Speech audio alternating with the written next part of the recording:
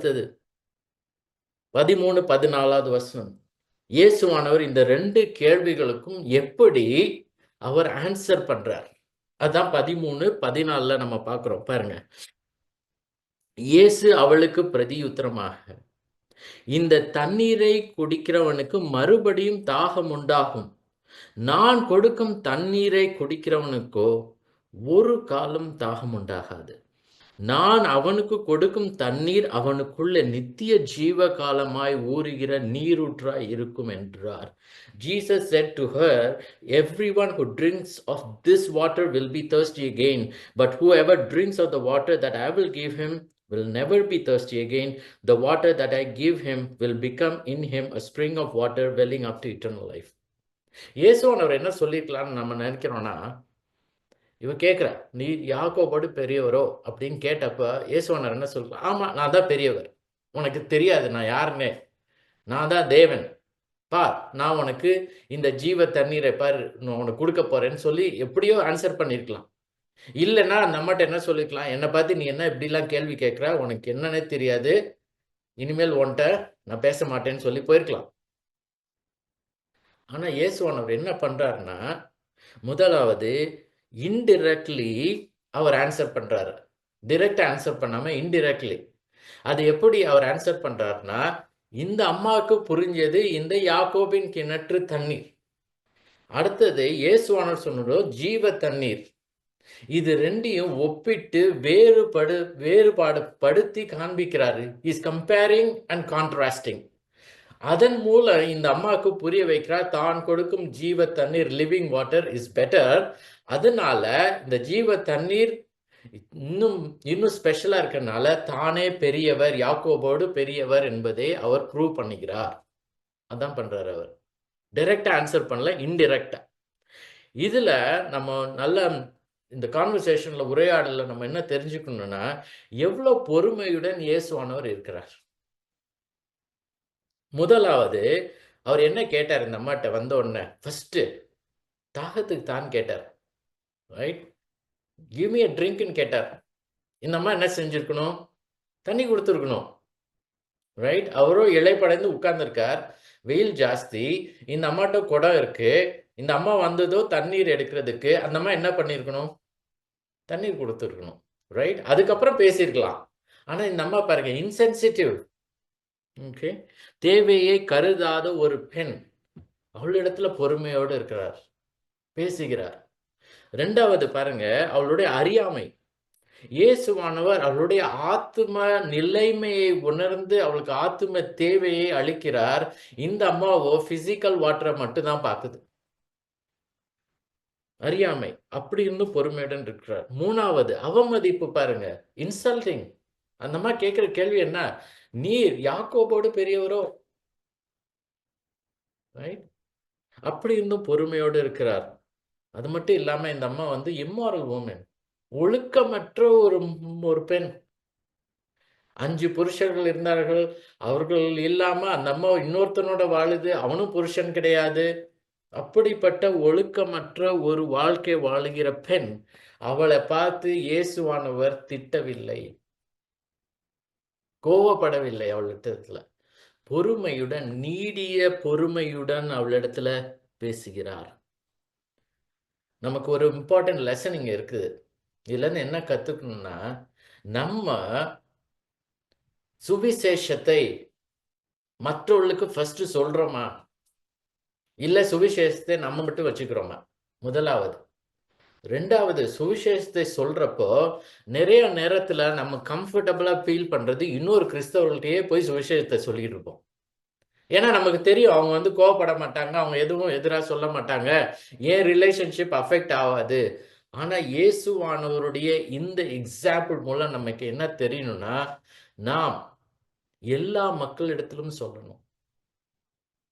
Especially இங்க நம்ம பார்க்கறது என்னன்னா, இந்த யோவான் 3வது அதிகாரத்துல ஒரு ரிலிஜியஸ் லீடர், மத சார்புடைய ஒரு நிக்கோதேமுடைய இயேசுவானவர் பொறுமையுடன் பேசினார். அது மட்டும் இல்லாம ஒரு ஒழுக்கமற்ற ஒரு ஸ்திரீனிடத்திலும் பேசினார். நம்ம என்ன பண்ணோம்? ஒழுக்கம் இல்லாத ஒரு ஸ்திரீட்ட போய் சுவிசேஷத்தை சொல்லணும்னா சொல்லவே மாட்டோம். நம்ம என்ன பண்ணுவோம்? அவாய்ட் பண்ணுவோம். அந்த அம்மாட்ட பேசுறதே வெறுப்போம், புறக்கணிப்போம். அது மட்டும் இல்லாம தவிர்ப்போம். ஆனா சுவிசேஷன்றதே பாவிகளுக்காக இயேசுவானவர் வந்ததுதான். மாரலி குட் பீப்பிள் அப்படின்னு நம்ம சொல்றோம் இல்லையா? மாரல் கமாண்ட்மெண்ட்ஸ், ஒழுக்கத்துடன் வாழுகிற மக்களிடத்துல போய் இயேசுவானவரை பற்றி மட்டும் சொல்லக்கூடாது. ஒழுக்கம் இல்லாதவர்கள்ட்டையும் நம்ம போய் சொல்லணும். We have to go and preach the gospel to everybody. அவங்க நல்லவங்களா, கெட்டவங்களா, இல்ல கண்ணியமா, பொலைட்டா இருக்காங்களா என்ட்ட, ஃப்ரெண்ட்லியா இருக்காங்களா, இல்ல அவங்களுக்கு ஏற்கனவே கொஞ்சம் பைபிள் தெரிஞ்சதுன்னா நான் கொஞ்சம் சொல்லிடுவேன். அந்த மாதிரி இல்ல. எல்லாத்துட்டையும் நம்ம போய் சொல்லணும். இந்த யோவான் 3ம், யோவான் 4ம் நம்ம வாழ்க்கையில பிரதிபலிக்க வேண்டும். யோவான் 3 மட்டும் இல்ல. யோவான் 4 எஸ்பெஷலி. ஸோ நம்ம இந்த மாதிரி ஒழுக்கம் இல்லாத, பண்பு இல்லாத மக்களிடத்துல பொறுமையுடன் இயேசுவானவர் போல அவரை பிரதிபலித்து சுவிசேஷத்தை சொல்ல வேண்டும். ஸோ இப்போ இயேசுவானவர் சொல்றது முதலாவது நம்ம பார்த்தோம். இந்த 11, 12ல 2 கொஸ்டின் அவ கேட்டா. காமன் சென்ஸை வச்சு ஒரு கொஸ்டின், அடுத்தது ஆன்செஸ்ட்ரல் சென்ஸ்ன்னு சொன்னேன், முன்னோர்களின் வழியாக. ஸோ முதலாவது பாத்திரம் இல்லைன்னு சொன்னா, 2வது யாக்கோபோட நீர் பெரியவரோ அப்படின்னு கேட்டா. இப்போ இயேசுவானவர் சொல்றதும் 2 விதத்துல. முதலாவது நேச்சர், இயல்பான தன்மை. இயல்பான தன்மையோடு ஆரம்பிக்கிறார். முதலாவது 13வது வசனம். Jesus said to her, everyone who drinks of this water will be thirst again. இயேசு அவளுக்கு பிரதியுத்தரமாக, இந்த தண்ணீரை குடிக்கிறவனுக்கு மறுபடியும் தாகம் உண்டாகும். இது நேச்சுரல் தான் இல்ல? நம்ம எல்லாம் தண்ணி குடிக்கிறோம். ஆனா கொஞ்ச நேரம் கழிச்சு தாகம் வருது, அப்பயும் தண்ணி குடிக்கிறோம். முதலாவது நூற்றாண்டுல இப்ப நம்மலாம் வீட்டுல இருக்கோம். ஆனா முதலாவது நூற்றாண்டுல கிணற்று, அதுவும் ஒரு பப்ளிக் ஒரு வெல். நம்ம வீட்ல எல்லாம் சம்டைம்ஸ் ஒவ்வொரு வீட்டுக்கும் கிணறு இருக்குது. அந்த காலத்துல ஒவ்வொரு வீட்டுக்கு கிணறு இருக்காது. ஒரு ஊருக்கே ஒரு கிணறு இருக்கும். அந்த கிணறு வேற இடத்துல இருக்கும். ஸோ அதனால ஒரு பப்ளிக் இந்த வெல்க்கு போகணும்னா அது ஒரு பிசிக்கல் ஆக்டிவிட்டி. நடந்து போய் கொஞ்சம் தூரத்துக்கு போய் எடுத்துக்கிட்டு திரும்பி வரணும். அப்படின்றப்போ அந்த பிசிக்கல் ஆக்டிவிட்டினால தாகம் உண்டாகும். அது மட்டும் இல்லாம இந்த அம்மா போனதோ மத்தியான வேளை, நூன்னு சொல்றோம் இல்லையா, 12 மணி. அப்போ வெயில் ஜாஸ்தியா இருக்கும். ஸோ அப்போ கண்டிப்பா இந்த அம்மாவுக்கும் தண்ணி வரும். அதனால தான் இந்த அம்மா வந்ததே. ஏன்னா தாகம்ன்றது நேச்சுரல். அது எல்லா மனுஷருக்கும் வரும். எஸ்பெஷலி முதலாவது நூற்றாண்டுல போய் வெயில்ல போய் எடுத்துட்டு வரப்ப இன்னும் தாகம் உண்டாகும். அது மட்டும் இல்லாம நம்ம பார்க்கிறது, இயேசுவானவரும் எதுக்காக அந்த கிணற்றின் அருகே உட்கார்ந்தார்? ஏன்னா அவருக்கும் தண்ணி தாகம் இருந்தது. ஸோ மனித தன்மையில் அவருக்கு, ஃப்ரம் அ ஹியூமன் நேச்சர். அப்போ இயேசுவானவர் சொல்றது என்னன்னா 13வது வசனத்துல, everyone who drinks of this water will be thirst again. நம்ம தண்ணி குடிச்சாலும் கொஞ்ச நேரம் கழிச்சு திரும்பி தண்ணீர் தாகம் உண்டாகும். இது எல்லா டைமையும் சாட்டிஸ்ஃபை பண்ணாது. ஒரு தடவை தண்ணி குடிச்சிட்டு அதுக்கப்புறம் குடிக்காமையே இருக்க முடியாது. we will become thirsty again. அது முதலாவது. இப்போ 2வது, இதுதான் பை நேச்சர், இயல்பான தன்மையை குறிப்பிடுகிறார். இப்போ நெக்ஸ்ட் பாத்தீங்கன்னா விளைவு, தட் இஸ் த எஃபெக்ட். இந்த எஃபெக்ட் பாருங்க 14வது வசனத்துல, நான் கொடுக்கும் தண்ணீரை, இதான் கான்ட்ராஸ்ட், வேறுபாடு. இந்த அம்மா எல்லாரும் நினைக்கிறது இந்த கிணற்று தண்ணீர், இந்த இயற்கையான தண்ணீர். இயேசுவானவர் கான்ட்ராஸ்ட் பண்றாரு. நான் கொடுக்கும் தண்ணீர், இங்கிலீஷ்ல பட்னு வார்த்தை ஆரம்பிக்குது. ஆனால் இது கிரேக்க வார்த்தையில இருக்குது, கிரேக்க மொழியில. ஆனால் இது ஒரு கான்ட்ராஸ்ட். இப்போ இயேசுவானவர் சொல்றாரு, நான் கொடுக்கும் தண்ணீரை குடிக்கிறவனுக்கோ ஒரு காலம் தாகம் உண்டாது. நான் அவனுக்கு கொடுக்கும் தண்ணீர் அவனுக்குள்ளே நித்திய ஜீவகாலமாய் ஊறுகிற நீரூற்றாய் இருக்கும் என்றார். இதுதான் நான் சொன்னேன், நீரூற்றுன்ற வார்த்தை அவர் பயன்படுத்துகிறார். ஏன் நீரூற்று? ஏன்னா இந்த யாக்கோபு தோண்டின கிணறு இருந்த இடத்துல ஒரு நீரூற்று இருந்தது. அதுதான் நம்ம இந்த யோவான் 4வது அதிகாரம் 6வது வசனத்துல 2 தடவை பயன்படுத்தின வார்த்தை. அங்கே யாக்கோபுடைய நீரூற்று இருந்தது. தமிழ்ல கிணறுன்னு இருக்கும், இங்கிலீஷ்ல வெல்லுன்னு இருக்கும். That is actually a spring, a fountain. இன்னைக்கும் இந்த கிணறு இருக்குது. இந்த கிணற்றுல போய் பார்க்கிறப்போ நீரூற்று, ஃபவுண்டன் இருக்கனால யாக்கோபு அந்த இடத்த 2000 வருஷங்களுக்கு முன்பாக அந்த இடத்துல போய் கிணற்றை தோன்றி எப்போதும் தண்ணீருக்காக தோன்றினார். அதே வார்த்தையை இயேசுவானவர் இங்கே பயன்படுத்தி சொல்லுகிறார். அவர் சொல்றது ஜீவ காலமாய் ஊறுகிற நீரூற்று. அவர் சொல்றது இந்த ஜீவ தண்ணீரை குறித்து இல்லையா? So, but whoever drinks of the water that I will give him will never be thirsty again. The water that I will give him will become in him a spring of water welling up to eternal life. அவர் குறிப்பிடுகிறது தண்ணீர் குடிக்கிறோமே அந்த தண்ணீர் இல்ல, இந்த தண்ணீர் ஆத்தும தேவைக்கான ஒரு தண்ணீர். அந்த தண்ணீர் தான் ஜீவ தண்ணீர். அந்த ஜீவ தண்ணீர் யாருன்னா பரிசுத்த ஆவியானவர். சோ இந்த பரிசுத்த ஆவியானவர், இயேசுவானவர் சொன்னது போல, இந்த அம்மா தேவனுடைய ஈவு என்னதுன்னு தெரிஞ்சு இவர்தான் அவர் பேசிக்கிட்டு இருக்காரே, அவர்தான் தேவனுடைய குமாரன் தெரிஞ்சிருந்தா அவளே கேட்டிருப்பா. இயேசுவானவர் அவளிடத்துல இந்த பரிசுத்த ஆவியானவரை கொடுத்து இருப்பாள். அந்த பரிசுத்த ஆவியானவரை அவள் கேட்கணும்னா அவள் விசுவாசித்திருக்க வேண்டும். அப்போ இந்த பரிசுத்த ஆவியானவர் அவள் உள்ளத்துல வந்து அவள் வாழ்க்கையில வந்து அவளுடைய ஆத்தும தேவை, அந்த தாகம் என்னன்னா தேவனையும் அவர் நீதியையும் தேடுகிற குறித்த ஆத்தும தேவை. அந்த தாகத்தை அவள் அவள் அவள் பெற்றுக்கொள்வாள். இதுதான் மத்தேயு 5:6 பார்க்கிறோம். நீதியின் மேல் பசி தாகம் உள்ளவர்கள் பாக்கியவான்கள். பசி தாகம் உள்ளவர்கள், தாகம் உள்ளவர்கள். So blessed are those who hunger and thirst for righteousness, for they shall be satisfied. எப்படி அந்த தாகம், தேவன் எனக்கு வேணும், இயேசுவானவர் என் வாழ்க்கையில இருக்கணும், எப்பொழுது நான் தேவனுக்காக வாழ வேண்டும், நீதியும் நேர்மையான இருக்கணும், பரிசுத்தமாய் வாழ வேண்டும். அந்த தாகம் வருகிறது, தேவன் கொடுக்கிறது. அப்போ நம்ம விசுவாசித்து தேவனத்துல கேட்கிறோம். அப்ப இயேசுவானவரும் பிதாவானவரும் இந்த பரிசுத்த ஆவியானவரை நம்ம உள்ளத்துல அனுப்பி வாழ்க்கையில அனுப்பி அந்த தாகம், ஆத்தும தாகத்தை தீர்ப்பார்கள். அந்த ஆத்தும தாகம் தற்காலிகமாக தீர்ப்பதில்லை, எப்பொழுதுமே பெர்மனன்ட், ஃபார் எவர். தண்ணி குடிக்கிறதுன்றது நம்ம அடிக்கடி குடிச்சுக்கிட்டே இருக்கணும் நம்ம வாழ்க்கை ஃபுல்லா. ஆனா இந்த தாகம், இது பரிசுத்த ஆவியானவர் மூலமாக இந்த தாகத்தை தீர்க்கப்படும். அது எப்பொழுதும் சதா காலத்திற்கும் தீர்க்கப்படும். இப்ப கூட நம்ம பாமாலையில ஒரு பாட்டு பாடுவோம் கம்யூனியன் அப்ப, தீராத தாகத்தால் என் உள்ளம் தோய்ந்ததே, ஆ ஜீவ தண்ணீரால் தேற்றும் நல் மீட்பரே. ஜீவ தண்ணீரால் தேற்றும் நல் மீட்பரே. அது பிரேயர். அது நீங்க பாடுறது ஒரு பாமாலையில பாடுறது ஒரு ஜெபம். அந்த ஜெபத்துல நம்ம சொல்றோம், தீராத தாகத்தால் என் உள்ளம் தோய்ந்ததே. தேவன் இல்லாத வாழ்க்கை, இயேசு இல்லாத வாழ்க்கை, விசுவாசம் இல்லாத வாழ்க்கையில எப்பொழுதும் அந்த தாகம் இருந்து கொண்டே இருக்கும். அதை தீர்க்கணும்னா இயேசுவானவர்கிட்ட விசுவாசித்து இந்த ஜீவ தண்ணீராகிய பரிசுத்த ஆவியானவரை பெற்று சதா காலத்திற்கும் தாகம் இல்லாமல் நம் ஆத்மா தேற்றப்படும். அதனாலதான் நம்ம பாடுறோம், ஜீவ தண்ணீரால் தேற்றும் நல் மீட்பரேன்னு சொல்லி. இப்ப பாருங்க, இந்த வசனத்துல 14ல முடிக்கிறப்போ இயேசுவானவர் சொல்றார், the water that I will give him will become in him a spring of water welling up to eternal life. நான் அவனுக்கு கொடுக்கும் தண்ணீர் அவனுக்குள்ளே நித்திய ஜீவ காலமாய் ஊறுகிற நீரூற்றாய் இருக்கும். இந்த ஜீவ காலம்ன்றத இங்கிலீஷ்ல இட்டர்னல் லைஃப்னு டிரான்ஸ்லேட் பண்ணியிருக்காங்க. இட்டர்னல் லைஃப், நித்திய ஜீவன் என்பது இந்த நித்திய ஜீவன், நித்தியன்றது இட்டர்னல், எவர் லாஸ்டிங். இந்த நித்திய ஜீவன் என்பது பிதா நமக்கு கொடுக்கிற ஒரு ஈவு.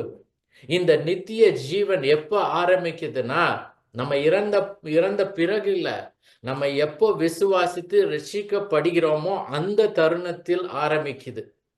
when we are saved, at that moment itself, அந்த மொமெண்ட்ல இருந்து அது ஆரம்பிச்சு நம்ம வாழ்க்கையில தொடர்ந்து அது நம்மோடு கூட இருந்து கடைசியாக நாம் இறந்த பிறகும் இயேசுவானவரை வழிபட்டு முகமுகமாய் கண்டு வழிபட்டு அவருடன் அரசாளுகிறோமே, அப்போயும் கண்டினியூ ஆகுது. இந்த இட்டர்னல் லைஃப் நான் ஏற்கனவே சொன்ன யோவான் 3ல பார்க்குறப்போ இந்த இட்டர்னல் லைஃப் நித்திய ஜீவன் என்பது இந்த பிசிக்கல் லைஃப் மாதிரி இல்லை. இந்த நித்திய ஜீவன்றது ஆத்தும ரீதியில் ஒரு relationship with God the Father and God the Son. இது ஒரு ஸ்பெஷல் உறவு.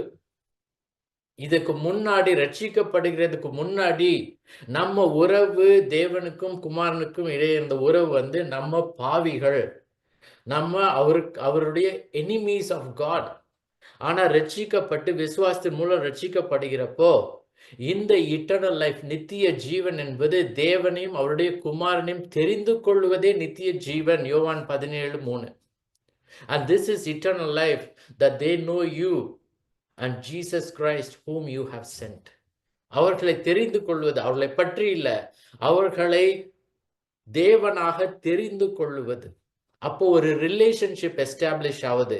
இந்த ரிலேஷன்ஷிப் நம்ம பாவிகள் அவருடைய எதிராளிகளாக இருந்தப்போ இருந்த ரிலேஷன்ஷிப் மாறி இப்போ நாம் தேவனுடைய பிள்ளைகள், தேவனுடைய குமாரர்கள், குமாரத்திகள்ன்ற ஒரு ரிலேஷன்ஷிப் எஸ்டாப்ளிஷ் ஆகுது.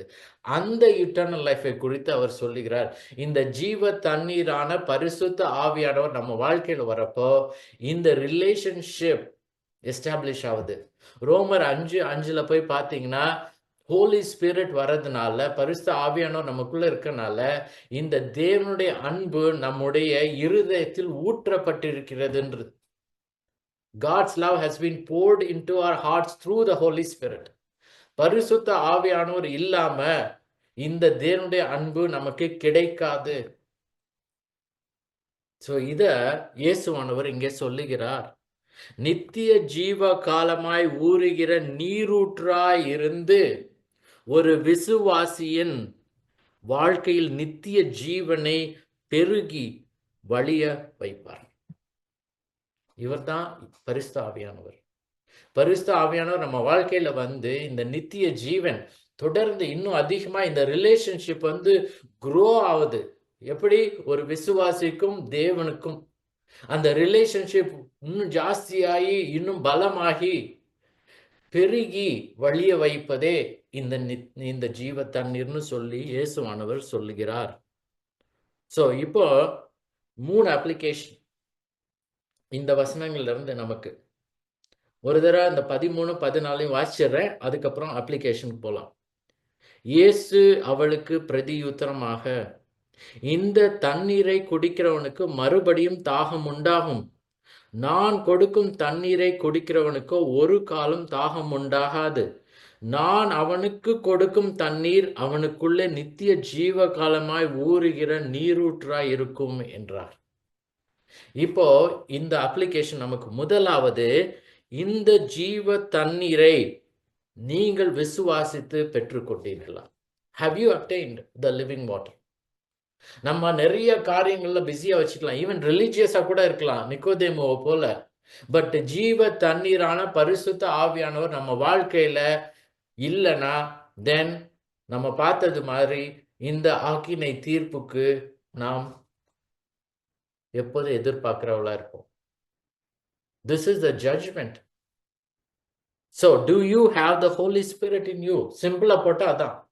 லிவிங் வாட்டர்ன்றது ஜீவ தண்ணீர், பரிசுத்த ஆவியானவர். பரிசுத்த ஆவியானவர் உங்களில் இருக்கிறாரா?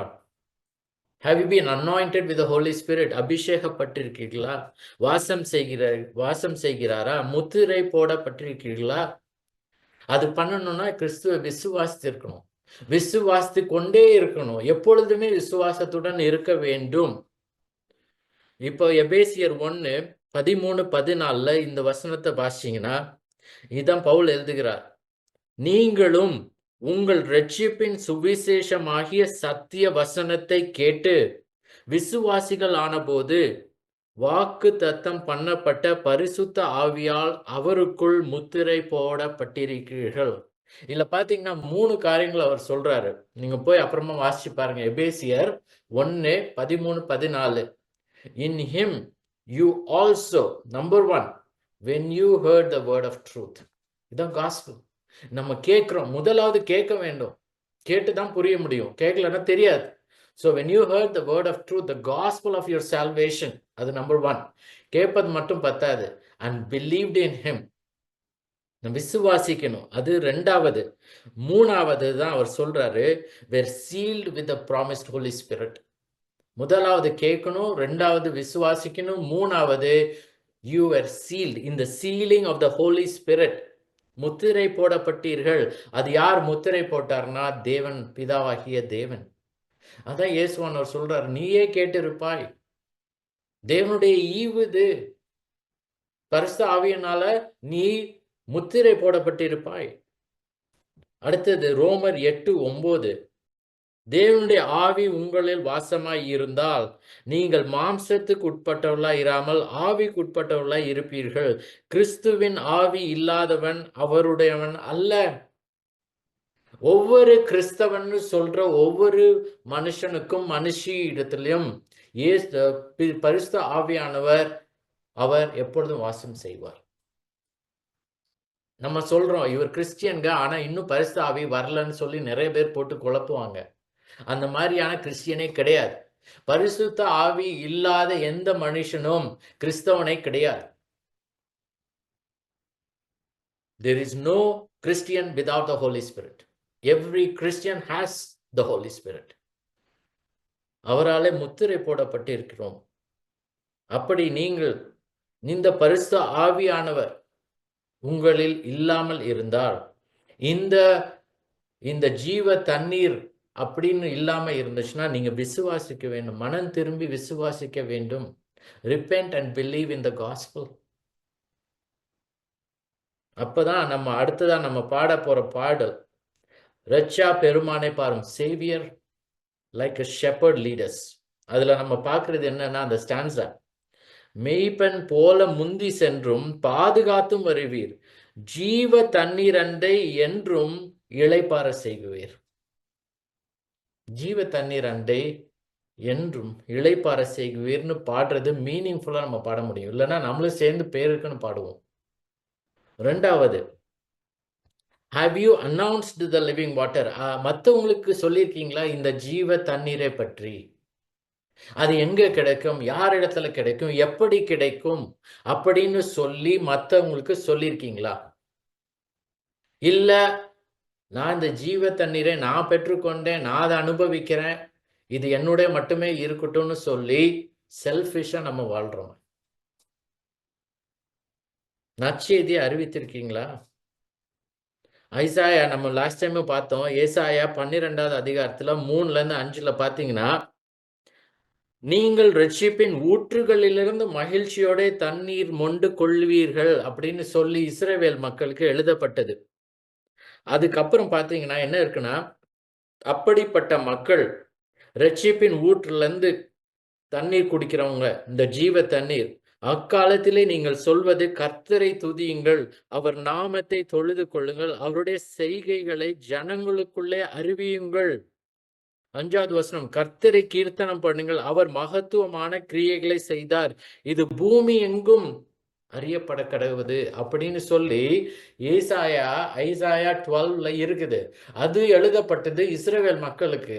அதையே எடுத்து சங்கீதத்துல எல்லாருக்கும் சொல்றது என்னன்னா, இஸ்ரவேல் மக்களுக்கு மட்டும் இல்ல, எல்லாரும் புறஜாதியாரும் சமாரியார்கள் யாரு இந்த ஜீவ தண்ணீரை அதை பெற்றுக்கொண்டார்களோ அவளுக்கு சொன்னது.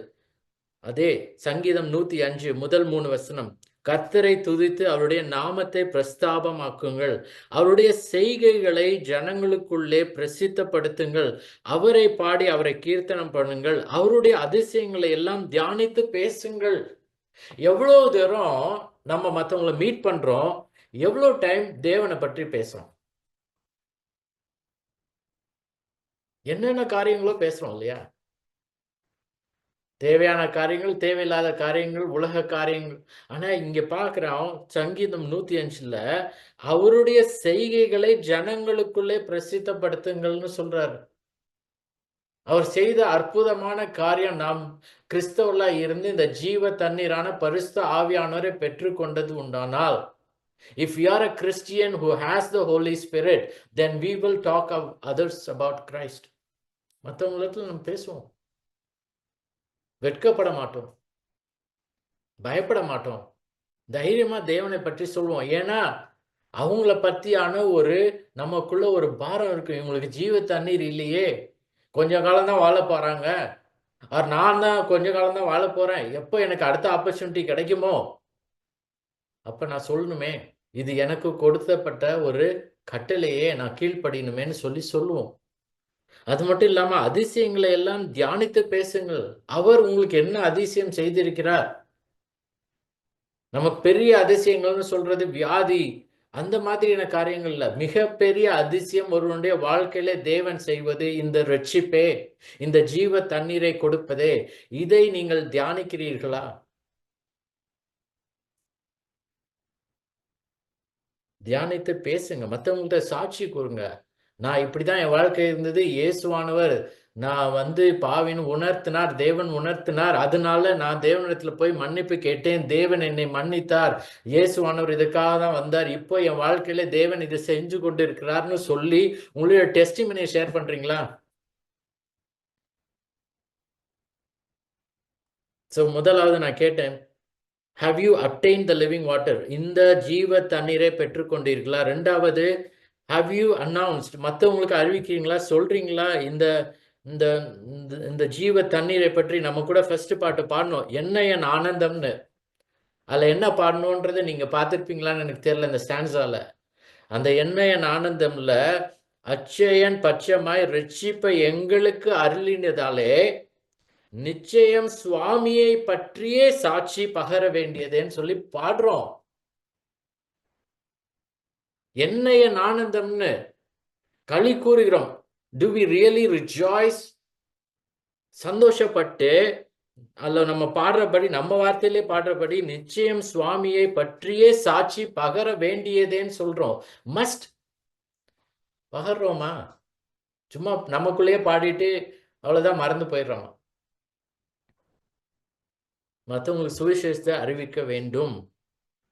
அடுத்தது கடைசியா நான் கேட்கிறது, have you overflowed with the living water? நிரம்பி வழிகிறீர்களா? இங்க இயேசுவானவர் சொல்றது அதுதான்.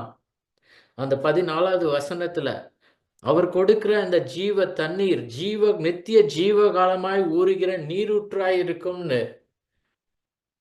லூக்கா 1வது அதிகாரத்துல போய் பார்த்தீங்கன்னா, அங்க எலிசபெத், சகரியா பரிசுத்த ஆவியினால் நிரப்பப்பட்டார்கள் அப்படின்னு இருக்கு.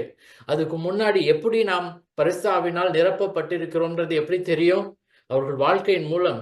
அவள பத்தி எழுதுறப்ப, அவர்கள் இருவரும் கர்த்தரிட்ட சகல கற்பனைகளின்படியும், நியமங்களின்படியும் குற்றமற்றவர்களாய் நடந்து தேவனுக்கு முன்பாக நீதியுள்ளவர்களாய் இருந்தார்கள். They were righteous before God. அப்போஸ்தலர் 2:4ல பார்த்தீங்கன்னா, அப்போஸ்தலரும் மற்ற சீஷர்களும் பரிசுத்த ஆவியினால் நிரப்பப்பட்டார்கள் அப்படின்னு இருக்கு. எப்படி தெரியும் நிரப்பப்பட்டார்கள்ன்றது எவிடன்ஸ்? இது 2வது அதிகாரம் அப்போஸ்தலர் 2 ஆக்ட்ஸ் 2 வெர்ஸ் 6ல அந்த சத்தம் உண்டான போது திரளான ஜனங்கள் கூடி வந்து தங்கள் தங்கள் பாஷையிலே அவர்கள் பேசுகிறதை அவர்கள் கேட்டபடினாலே கலக்கும். பல பாஷைன்னு நம்ம சொல்றோம் இல்லையா? இது புரியாத மொழி இல்ல. பல விதமான பாஷைகள். கைண்ட் ஆஃப் டிஃபரண்ட் லாங்குவேஜஸ்ல அங்க இருந்த மக்கள் கேட்டாங்க. என்ன கேட்டாங்க? சுவிசேஷத்தை கேட்டாங்க. எப்படி நமக்கு தெரியும் பரிசுத்த ஆவியினால் நிரப்பப்பட்டிருக்கோமா இல்லையான்றது? நம்மளே கீழ்ப்படிதல் மூலமாக, நீதியாய் தேவனிடத்துல பயந்து வாழ்றது மூலமா, சுவிசேஷத்தை அறிவிக்கிறது மூலமாக. அப்போஸ்தலர் 9 17வது வசனம் 13:9ல பார்த்தீங்கன்னா, பவுல பற்றி எழுதுறப்ப பரிசுத்த ஆவியினால் அவர் நிரப்பப்பட்டு கிறிஸ்துவே தேவனுடைய குமாரன் என்று பிரசங்கித்தார். பிசாசுக்கு எதிர்த்து நின்றார். அப்படித்தான் தெரியும். இப்போ நீங்கள் ஆவியினால் நிறைந்து தேவனையும் இயேசுவையும் அறியும் நித்திய ஜீவனில் பெருகி திரியேக தேவனுக்கு கீழ்ப்படிந்து வாழ்கிறீர்களா? Have you been filled with the Holy Spirit? பரிசுத்த ஆவியினால் நிரப்பப்பட்டு பரிசுத்த ஆவியானவர் எப்படி உங்களை வழி நடத்துகிறாரோ அதன்படி தேவனுக்கு பயந்து, தேவனுக்கு கீழ்ப்படிந்து, தேவனுடைய மகிமைக்காக வாழுகிறீர்களா? இங்கே இயேசுவானவர் சொன்னது இந்த அம்மாவுக்கு அவளுடைய ஆத்தும தேவை, அதை நிறைவேற்ற அவர் பிசிக்கல் வாட்டர் கொடுக்க வரல. ஜீவ தண்ணீர், லிவிங் வாட்டர் கொடுக்க வந்தார். அதை அருளினார். ஜெபிக்கலாமா? மகா உன்னதங்களில் வாசமா இருக்கிற எங்கள் அன்பின் ஆண்டவரே, உமது குமாரன் மூலம் ஆண்டவரே எங்களுக்கு இந்த கான்வர்சேஷன் மூலமாக உணர்த்தி இருக்கிறீர் ஆண்டவரே. நாங்கள் எல்லாரும் பாவியான மக்கள். பல நேரங்களும் நாங்கள் பொல்லாங்கே நினைக்கிறோம், பொல்லாங்கே போகிறோம், பொல்லாங்கானதை செய்கிறோம். ஆனாலும் உம்முடைய சொந்த குமாரனை எங்களுக்காக அனுப்பி இந்த உலகத்திலே அவர் எங்களைப் போல இருந்த இந்த சமாரியா பெண்ணிடத்துல பேசி பொறுமையுடன் அவள் கேட்ட கேள்விகளால எங்களுக்கு அவர் பேசின வார்த்தைகளை புரிய வைத்திருக்கிறீர். நாங்க புரிஞ்சுக்கிறது மட்டும் இல்லாம, கேட்டது மட்டும் இல்லாம, விசுவாசித்து இந்த ஜீவ தண்ணீரான பரிசுத்த ஆவியானவரை பெற்றுக்கொள்ள அருள் புரியும். இப்பொழுதும் எங்க மத்தியில ஆண்டவரே, விசுவாசிக்காத கிறிஸ்தவர்கள் இல்லாதவர்கள் இருந்தாங்கன்னா, நீர் உம்முடைய வார்த்தையின்படி அவர்களிடத்துல பேசி, அவர்கள் பாவிகள், தேவனிடத்துல வருகிறதுக்கு ஒரே வழி இயேசுவானவர் மட்டுமே. அவரை அவங்க விசுவாசித்து இந்த ஜீவ தண்ணீரை பெற்றுக்கொண்டு அந்த ஜீவ தண்ணீரால இந்த நித்திய ஜீவன் அது இன்னும் அதிகமாய் அவங்களுக்கு சுரந்து நிரம்பி வாழ கிருபை செய்தலும். கிறிஸ்தவர்களாக இருக்கிற ஒவ்வொருத்தருக்காகவும் ஜெபிக்கிறோம் ஆண்டவரே. நாங்கள் இந்த நித்திய ஜீவனை பெற்றுக்கொண்டு அது இன்னும் அதிகமாய் எங்கள் வாழ்க்கையில வெளிப்பட கிருபை செய்தலும். இந்த நித்திய ஜீவன் மூலமாக எங்களுக்கு கிடைத்திருக்கும் இந்த தேவனின் அன்பு, இந்த தேவனும் கிறிஸ்துவானவரும் பற்றுகிற அறிவு, அதில் நாங்கள் வளர்ந்து உமக்கு பயந்து எங்க வாழ்க்கையில உம்மை மகிமைப்படுத்துகிற வழியில வாழ நீர் கிருபை செய்தல வேண்டுமாய் இயேசுவின் மூலம் ஜெபிக்கிறோம் பிதாவே. ஆமென்.